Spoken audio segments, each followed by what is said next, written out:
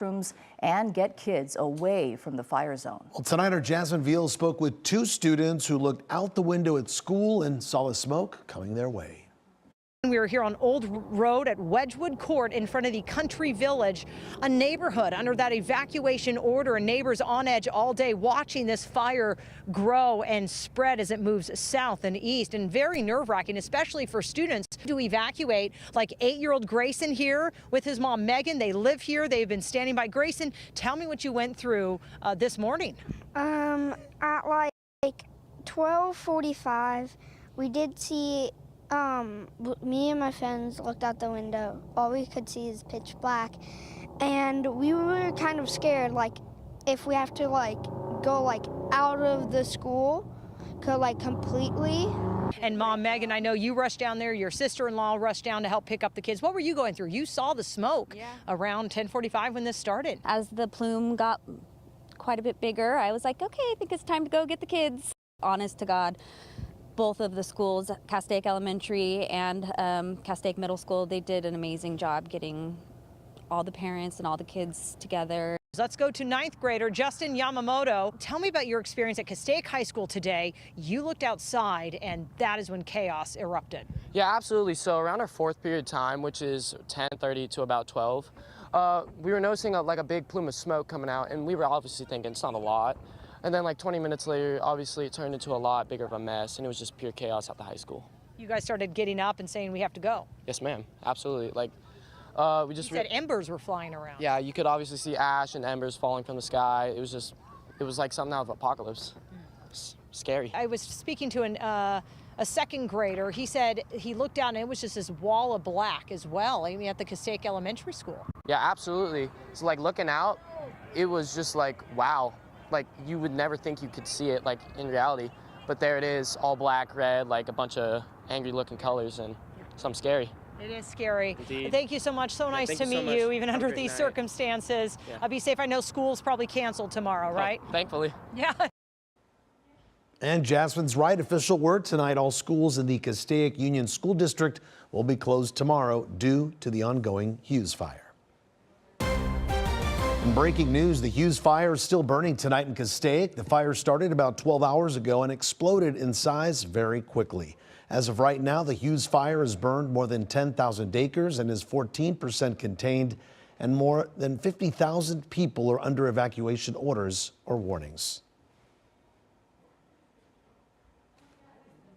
All right, let's go to Mike Rogers at the desk now with some new information, Mike. Yeah, we're watching the fire burn. This is the last active flame that is left from the fire, which is the great news. The chopper is on the western side of the 5 freeway. If you know the Valverde community up there, that's where the chopper is sitting, and they are looking to the east at the fire, which now has some remarkable containment on it. 14% containment, which is great news as the fire continues to just barely push to the south. That is kind of where we're at right now. 10,176 acres, 14% contained. Very little open flame left on this fire tonight, Juan. All right, Mike, thank you. We're going to continue to update you on the Castaic fire, but we're also keeping a very close eye on the Eaton fire and what that chance of rain could mean for the area. Let's get right to Nicole Comstock live in Pasadena. Nicole? Yeah, Juan, with that fire burning in Castaic today, we've kind of been in active flames mode for the better part of the day, and we haven't had much of a chance to talk to you guys about what the Eaton fire communities are still dealing with. There's still about 570 people living in evacuation shelters. We heard tonight that it'll be at least 2 more weeks until they'll continue testing on the water here to give people the all clear to be able to drink it again. Utility crews are still hard at work getting gas and electric restored to all of these customers. And now, of course, we have to safeguard these communities against a new threat, the potential of mud flow coming down from this burn scar with this weekend's rain. The hills are barren above Altadena 2 weeks after the Eaton fire burned through 14,000 fruitful acres of land in the San Gabriel Mountains. Yeah, well, there's not a lot of vegetation up on the hills. There sure isn't. It's pretty bare. Carolyn and Bruce are some of the fortunate families who still have a home.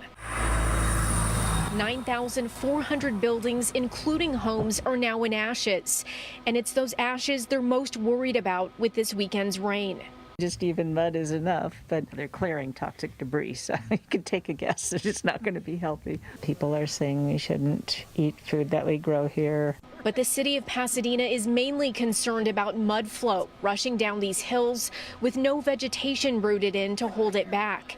They say even a drop of water will flow 7 times faster than before the fires, meaning it only takes a fraction of an inch of rain to bring down mud and debris. Maybe we'll get some sandbags for the front door.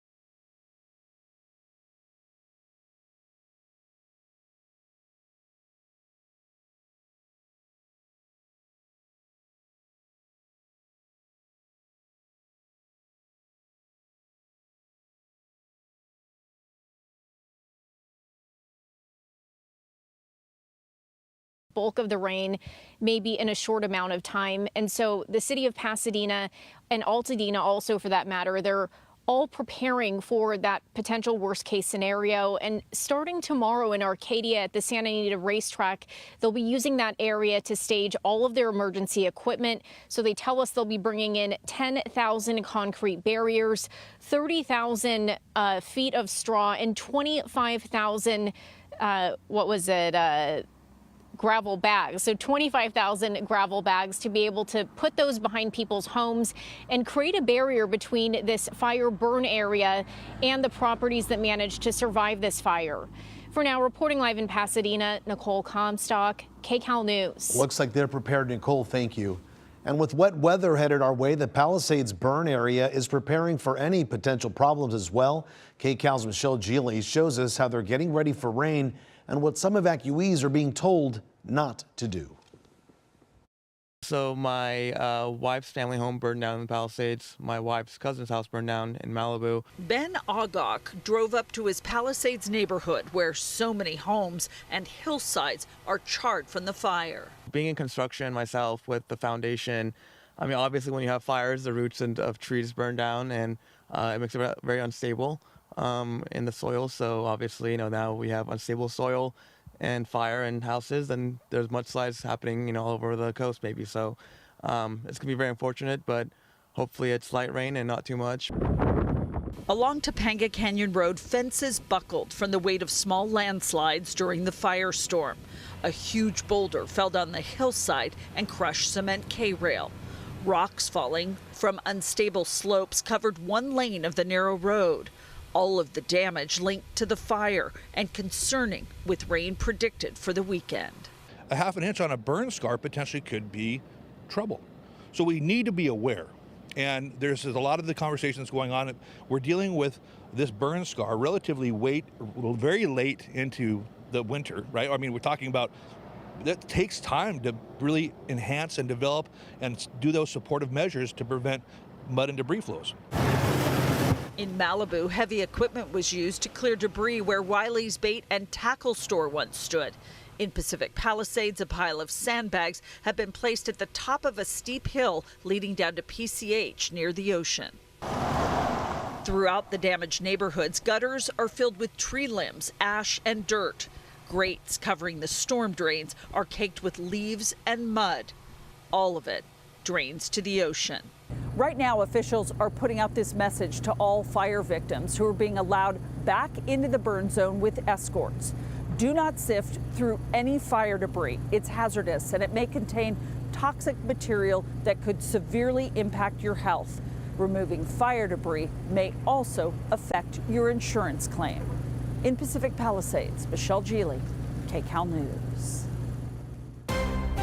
Let's go to some breaking news affecting so many of us. It involves air quality and all our fires Mike Rogers, what information are you getting into the desk? Yeah, you know, Juan, the South Coast AQMD putting out a smoke advisory and an ash advisory because of all the smoke that was put up by the Hughes fire. I'll show you some video here. KCAL was able to look at it tonight, and you can see all of the smoke that is coming off of the hillside there. Now, the smoke advisory through 10 o'clock tomorrow, that is for the San Gabriel Mountains, the 5 freeway corridor, parts of the San Fernando Valley. What may surprise you, though, is to hear that Malibu and the Pacific Palisades will be on that list as well. But when you look at this video from KCAL, Des shot this a little bit earlier. Open up the shot, and you're going to see the massive amount of smoke that moved from where this fire is in the Castaic Lake area all the way out to the ocean. You see the 101 freeway off into the distance there on the map, so you can see how far that went. There's a second advisory, though, that I also want to tell you about. This is the ash and dust advisory that goes through 6 o'clock tomorrow.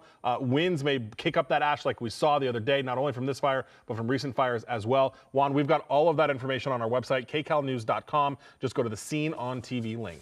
An important resource for all our viewers. Yep. Mike, thank you. All right, let's go to Lauren Posen in Santa Clarita on the Hughes fire. Lauren, a cold night for this firefight. A very cold one and windy as well. But the good news is the fire that we first saw when we got here about a couple hours ago looks from our vantage point to be completely out. It should just be over my shoulder over here on the mountaintop. It's completely gone.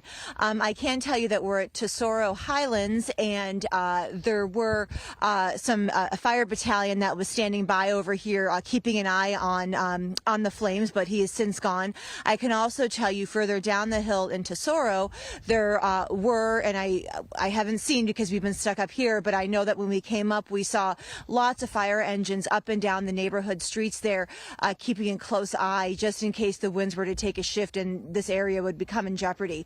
But right now, it's looking really good. Earlier today, we were in Castaic over at the Ralph Shopping Center. We were speaking with evacuees. Everyone very anxious to get back home tonight. I know that's not going to happen, but we're getting closer to tomorrow, which is a good thing. And hopefully tomorrow, everyone would be able to go back home. I know that there were some issues getting hotels and motels for people because there was just such a need because everyone got evacuated. So that was some issues people were running into. But right now, it's just really taking things hour by hour and just waiting for those orders to get lifted so people can go home. But right now, it's looking really good. A lot of firefighters out here. We saw so many different crews from all over the state here helping as well. So it's great to see. And I think this is the outcome we wanted for tonight. So it's looking really good. Juan? We wish it could always turn out like this. Lauren, thank you. Mm-hmm. All right, let's go back to our Luz Delia Caballero, also in Castaic. Luz Delia. We are in Castaic, just off Castaic Road, and similar to Lauren, from our vantage point, the fire is pretty much out. We see what looks like a power pole or a telephone pole that is currently on fire, kind of swaying in the wind. The only thing we can tell you that has developed within the last couple of hours and even within the last couple of minutes is that the major hotspots that were burning behind me on the hillside are pretty much out. And even the orange glow that we saw not even 20 minutes ago, that seems to be out as well. A new development too is that this wind is starting to pick up even more than when we talked to you last, and that is something that firefighters were saying that they were prepared for, and that's why they deployed additional resources. They also had people in several different places prior to this fire actually breaking out to plan ahead, and they're going to continue doing that tonight. They've also prepared for this wind event in their strategy to tackle this fire. They're going into this confident, they're going into this hopeful, and they're saying that the last thing that they'll lose is hope, and that they're going to keep fighting this firefight until it is put out. Again, like we recently received the update on the acreage burn, more than 10,000 acres burned, 50,000 people under evacuation orders and or evacuation warnings. So that's a lot of people that are nervous tonight, not knowing if the winds are really going to kick up those flames and blow those embers, and then we're going to have a not so positive outcome. But we are hoping for the best, and firefighters are saying, hey, you know what, we're comfortable, we're confident, we did everything we needed to do to prep for winds starting to pick up, and right now they're certainly showing it with 14% containment, and they're hopeful that that number continues to go up at least within the next several hours into tomorrow. Guys? Good news, Luz Delia, thank you.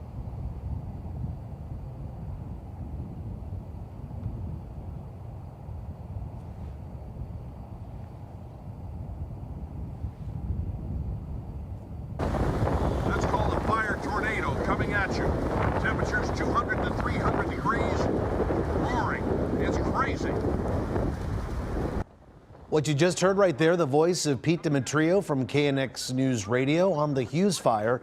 Meteorologist Danny Roberti, I'm sure you're looking at this right here. Look at that fire tornado. We saw several of these today. Yeah, Juan, I mean, that is incredible to see. So this is what's called a fire-nado. Sometimes it's called a fire whirl. And yes, it was captured by a KNX reporter.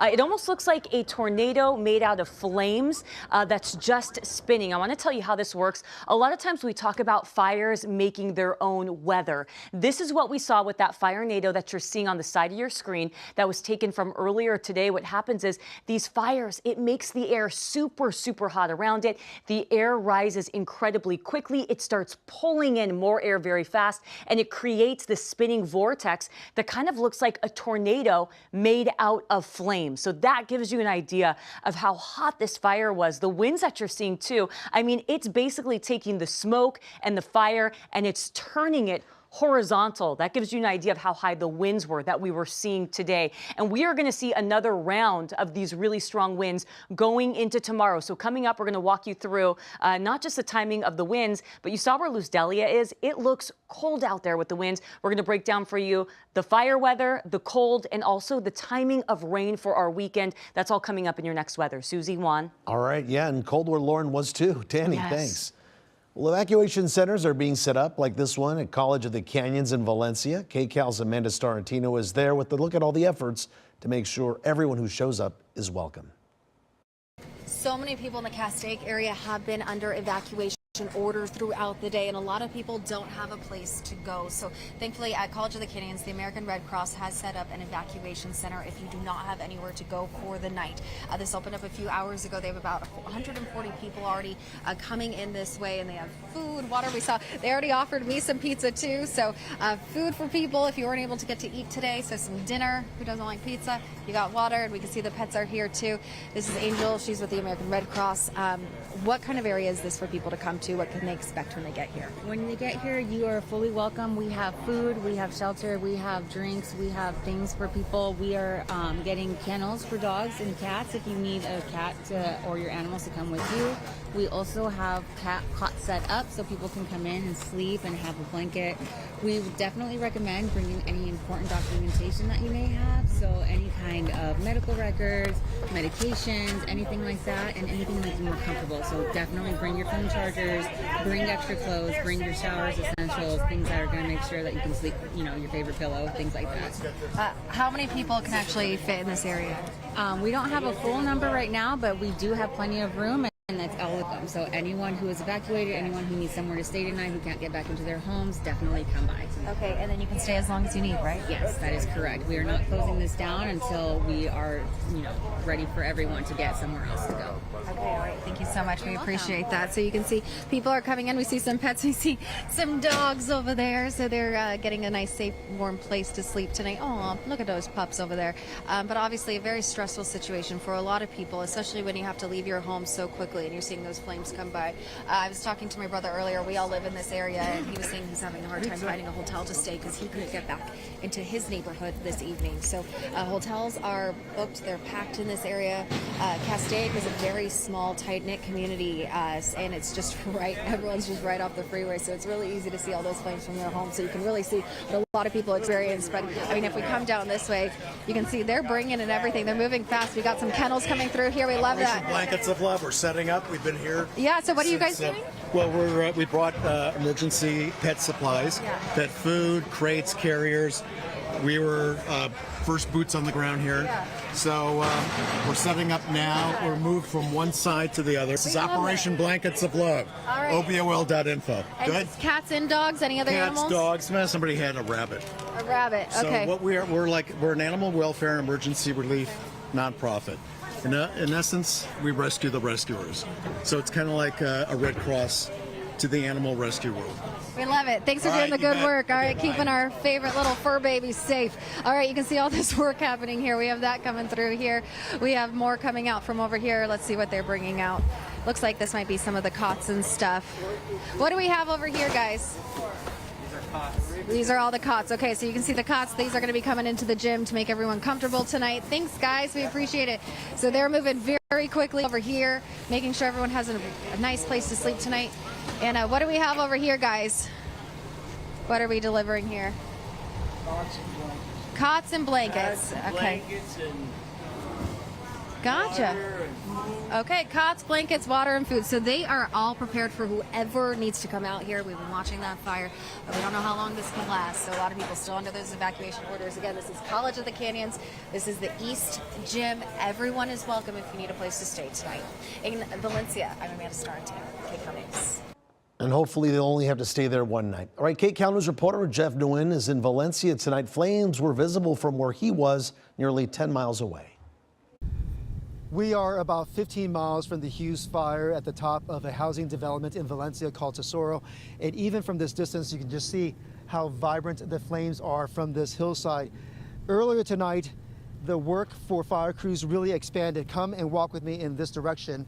This is to the north of Valencia, and the flames here sprung up at about 7:30 this evening. And after some point, it really expanded, and we were able to see a number of fire engines work their way up there. And there has been a series of water drops as well. Right now you can see some of the blinking lights from the vehicles, some of the apparatus that are moving in that direction. But I would like to ask Assad to go back to the main flames right here, because the airdrops have been going nonstop. From our vantage point, even though there is so much distance, you can just get a sense of how intense the flames here have been. And even though Valencia is quite some distance from Castaic, an evacuation order went into place earlier today, it is currently still in effect. The LA County Sheriff's Department has closed off entry to the hillside community here, adding to some of the worry. Earlier, the northbound I-5 freeway was closed for about 4 hours because there were concerns that the flames would jump the freeway. Fortunately, that did not happen. We were able to speak to a number of families who evacuated. One of them was from Castaic, but first let's hear from the Che family from Valencia, who also evacuated. From your house, were you able to see the smoke from Castaic? Yes, we have. What was that like, seeing it over the hills? It was surreal, but you know, we've been through it before, so this is our second time being evacuated in 7 years. So, you know, sometimes we hear of people not following the orders. For your family, why did you kind of take it so seriously? because you could replace your home and belongings, but you can't replace, you know, your loved ones and your pets and stuff. So we decided, don't risk it. Just do what the authorities want you to do. So I mean, we've got, you know, suitcases of, you know, some clothes and, you know, basic necessity things, some waters, and we've got a little bit of food and snacks inside, just in case we aren't able to get home tonight. And I'm a game developer and a nerd, so I needed to, if we're not going to get home for a while, we might need something to entertain ourselves with, so I brought some board games and things. Grabbed, you know, the pets, important things, loaded up the car quickly as we could, and just, you know, got out because we heard the evacs were going on. As we give you another look at the Hughes fire, it is a reminder of why these evacuation orders are so important.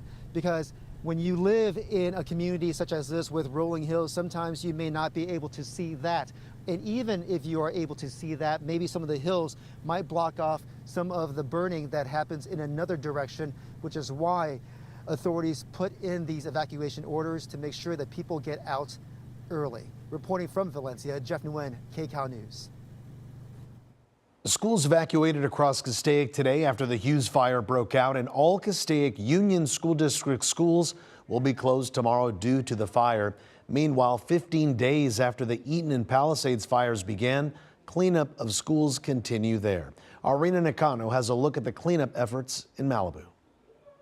Hello, Revere families and staff. Every night since the Palisades fire broke out, Amir Garami has been getting these robocalls from Paul Revere Charter Middle School. We were all sitting on pins and needles waiting for what's next. While his daughter and 1,700 students still have a standing school, for a week they switched to Zoom instruction until earlier this week. I believe it was Monday night that we received another robocall saying Tuesday, school is open. Starting Tuesday, the school stopped all hybrid Zoom options, requiring everyone to return to in-person learning. Guarami says while he was thrilled at the idea of returning to normalcy, he wasn't convinced the campus had been remediated from the fire damage, so he kept his daughter at home. As a parent, we have zero details. What was exactly done, by who, how effective. Parents who did send their students to school on Tuesday shared these screenshots from a parent message board. Some students claiming their lockers and textbooks were covered in ash and that students were eating outside despite outdoor activities being banned. We pressed LAUSD for answers. It responded, in accordance with the California Office of Emergency Services guidelines, contractors and LA Unified staff wet wiped, mopped, and HEPA vacuumed all horizontal surfaces. Every filter was individually inspected and changed out as necessary. The district also hired an outside environmental consultant who deemed that soil or surface sampling was not necessary and that the consultant's study results should be made public in 1 to 2 weeks. I want to see their findings. Guarami asks if the district has compelling evidence that the campus is clean, why can't parents see the proof now? How can a family feel comfortable when they have children that are experiencing so many different issues returning to a school when they don't know the quality of what's been done and what's present? Why hide the ball? Guarami says if and when they get some sort of information proving that the school is deemed safe, then he can make a decision. But until then, he says they're still in limbo. We also asked the district if a hybrid Zoom option would return for students with concerned parents until those results are in. The district stated the only other options are to drop out of Paul Revere and enroll into the district's independent study or virtual academy. Marina Nakano, KCAL News. All right, we haven't shown you this video yet. Our colleague Jonathan Vigliotti and his crew shooting this video of the Hughes fire earlier today. And look at those flames and the winds fueling those flames. The Hughes fire has scorched more than 10,000 acres in Castaic since it began after 10 a.m. today. And I got to tell you, Danny, I was in Hollywood today. I'm heading into work this morning, and you could see that dark, thick, black plume of smoke. Yeah. All the way from the 101 freeway where I was in Hollywood. It almost looked just as menacing as the Palisades fire. I think even worse, it just was so dark, and we saw so much fuel burning. And this video is showing exactly what you were saying earlier, these fire nados. And just look how close the firefighters are to this. Oh my goodness, Juan, just looking at that. And I know for so many folks here in Southern California and for many communities, it's so scary to see this now and to hear Santa Ana winds because there has been so much heartbreak over the last couple of weeks. And yes, we were seeing this today, Juan. Even on my drive up from Orange County, I was on the 5 making my way towards the 101. I could see this that far south. So many folks here in Southern California seeing the magnitude of the Hughes fire and what kind of made this so difficult and for it to spread so quickly today. I mean, we weren't just dealing with the wind and how dry things were, but we were also dealing with warm temperatures out there. Temperatures are running about 10 to 15 degrees warmer than this time yesterday, and that's what helped this fire explode as quickly as it did. We saw that very quick. So you can see current conditions right now. Winds are consistently coming out of the north, 15 miles per hour. So we're focused on current conditions near Castaic, near the Hughes fire. Kind of a big piece of this. It's not just the wind. Yeah, we've got gusts around 27 miles per hour, but it's also been the relative humidity. I mean, this has been the concern this whole week.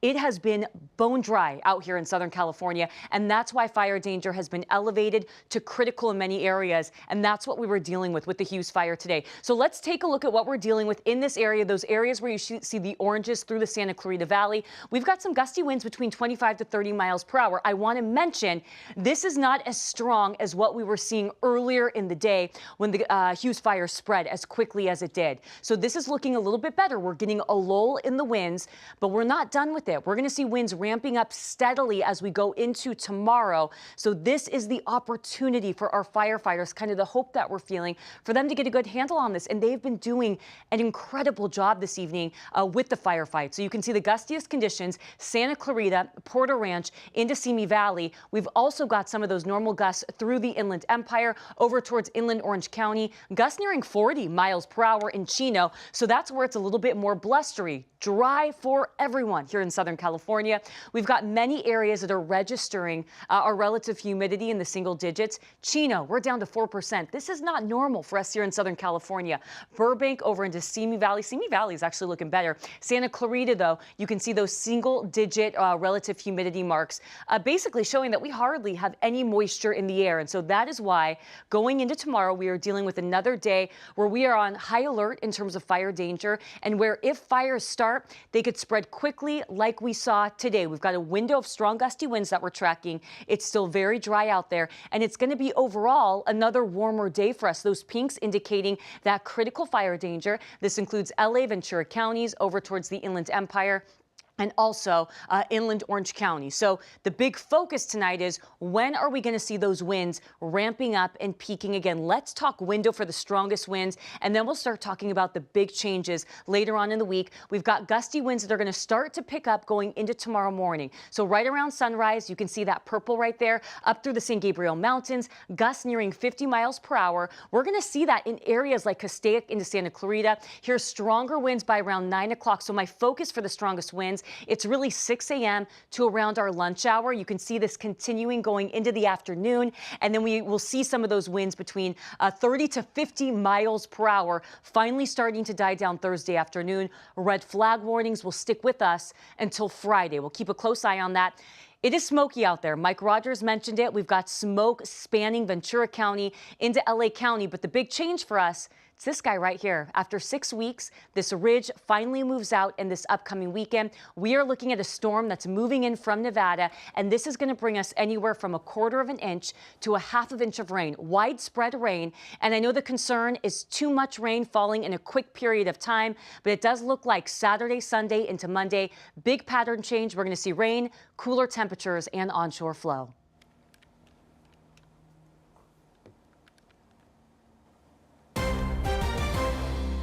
SoCal's latest brush fire now going 13 hours in Castaic, but firefighters are making strong progress tonight.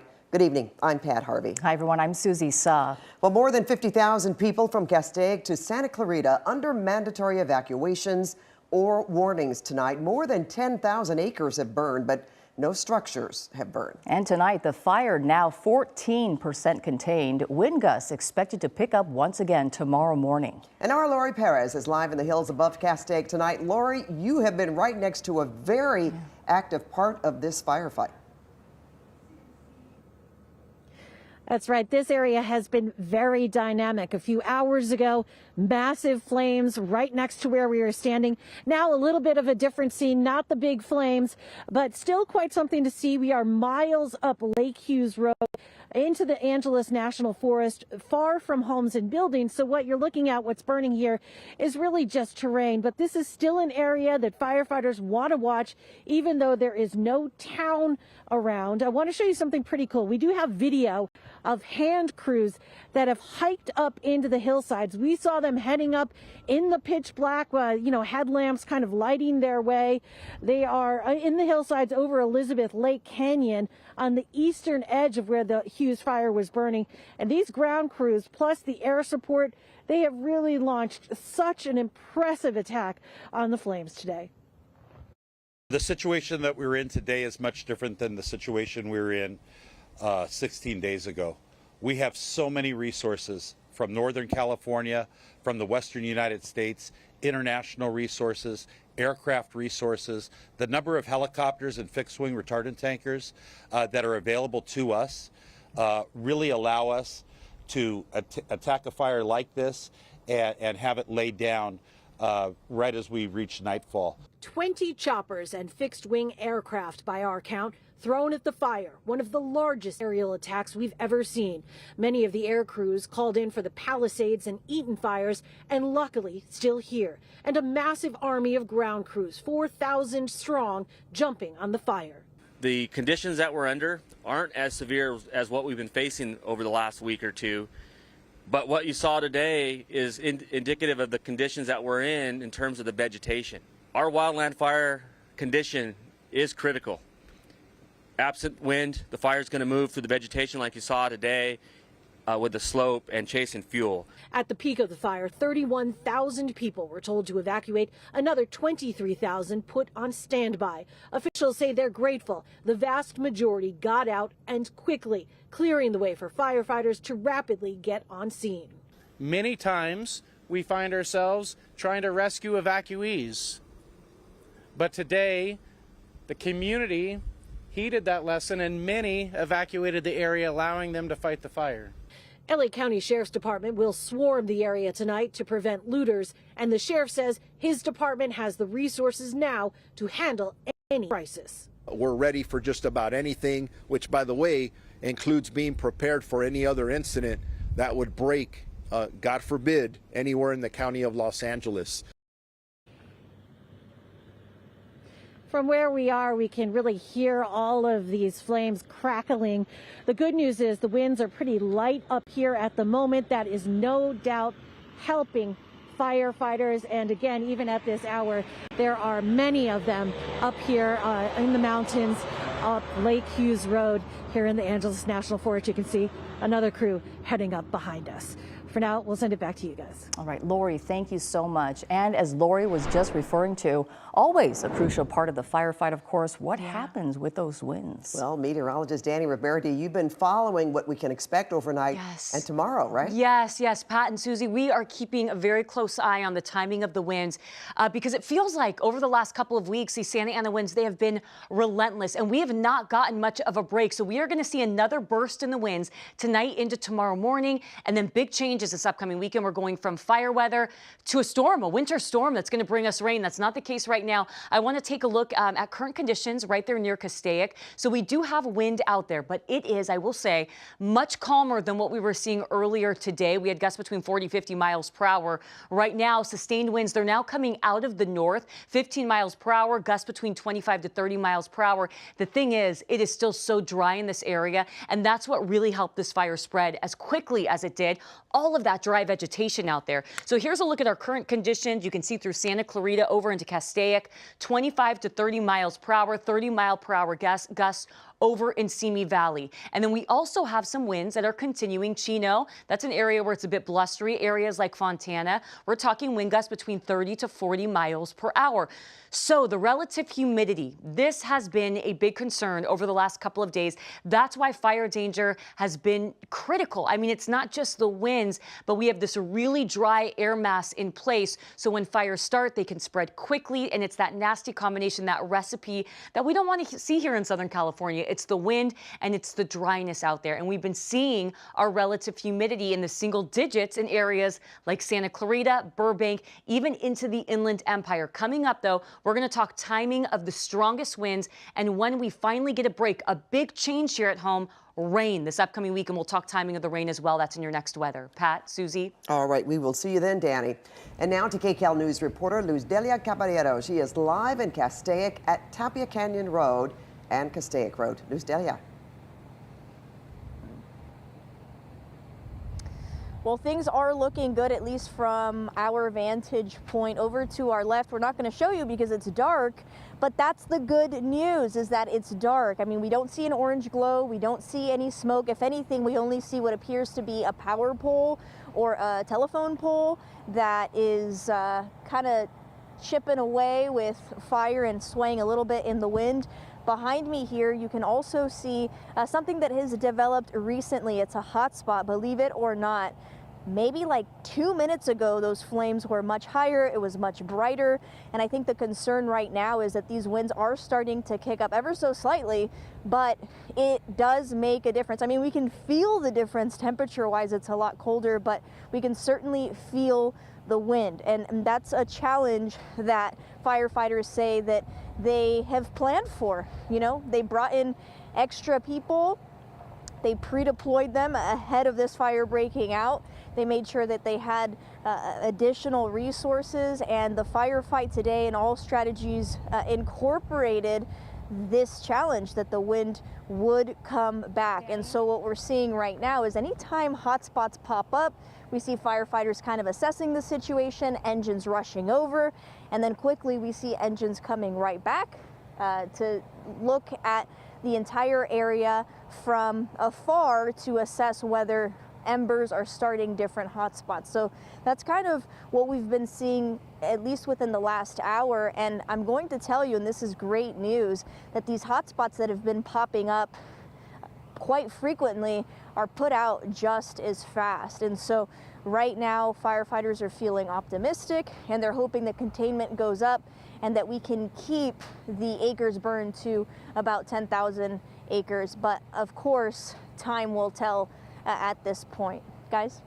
Luz Delia, thank you so much. And our team coverage continues now with KCAL assignment editor Mike Rogers live at the desk. Mike?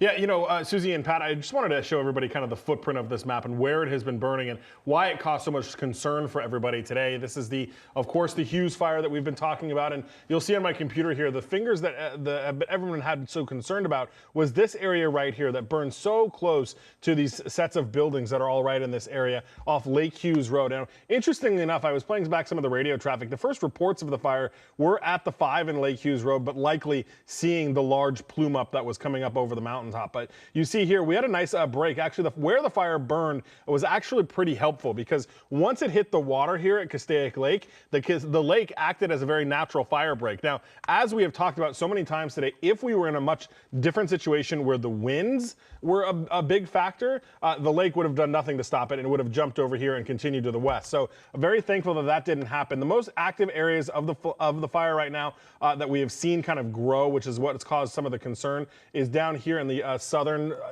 basically the southern end of the fire here, where it's gotten into some of these lighter flashy fuels that are down in here. Now, I want to point out because Pitch's Detention Center, as well as North County Correctional Facility, is right here. So there was concern earlier today about the 4,500 inmates that are in this facility right here. And you can see why there was concern because the foot of the fire did get pretty close to that correctional center. But as we have seen tonight, the most active flame at this point is pretty much out. But I'll show you the mandatory evacuations and warnings span a really large chunk of land. I mean, you were talking, basically from the 138, which is kind of in the 126 rather, which is right here, all the way to the Kern County line. There is some sort of evacuation in place. It is a really, really large evacuation area that we are looking at right now. And you guys, I just have to say, from an assignment desk standpoint, we have gone to a lot of fires. We have dispatched the chopper to a lot of fires. And honestly, the way we kind of first judge a fire is what we look at it in the first couple of minutes of it. And the loom up on this fire was massive. I am so shocked that here at 11 o'clock tonight, we are talking about no open flame on this fire. When I first saw this fire, this loom up about 10:45, 11 o'clock this morning, I thought this would be something that we would be raging into the night, and it just really goes to the credit of all of the aircraft that we had in the air today to be able to get us to a point here where we're in the 11 o'clock hour and not seeing really any open flame at all. Thank goodness. All right, Mike, thank you so much. That's called a fire tornado coming at you. Temperatures 200 to 300 degrees, roaring. It's crazy. Wow, that was the voice of Pete Demetrio from KNX 1070 News Radio looking at a fire tornado spawned by the Hughes fire. And Lauren Posen is live in Santa Clarita, where fire crews are on standby near a housing development that's under construction. Good evening, Lauren. Good evening, Pat. That's right. We're at Tesoro Highlands. And yeah, it's really wonderful to see as we were making our way up here in the development. Nearly every street has fire engines on standby just in case this wind were to take a different direction. I'm kind of in somewhat of a black hole right now, but I still want to show you because I want to be moving around and show you.